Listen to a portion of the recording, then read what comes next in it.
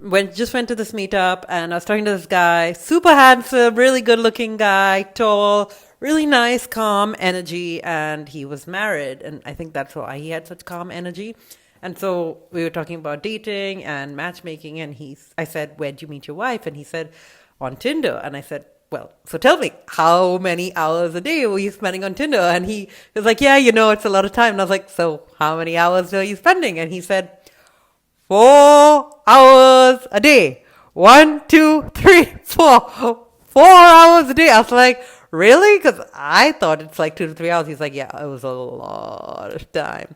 And this was just like during 1 year. It doesn't count all of the years he was actually using Tinder. And he was like, at first I wasn't actually serious. But when I got serious, it was 4 hours a day. 4 hours.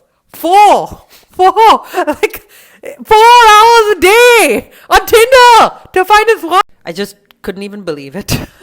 But it's so representative of the fact of dating apps. It takes a crazy amount of time.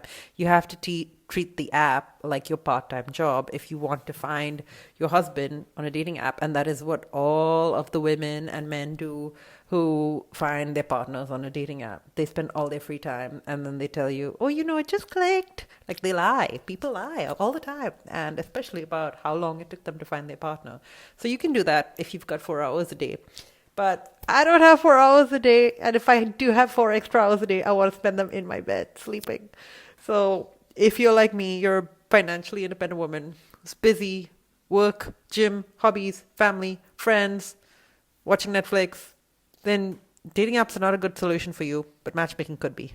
When I work with my clients inside the Marriage Mastermind, my 12-month signature matchmaking program, I do all of the work, me and my team, so that they don't have to. I find out from the guys when they're available. First, I find the guys, which is half the work. I meet all of them organically. I go to lots of live events all over the world.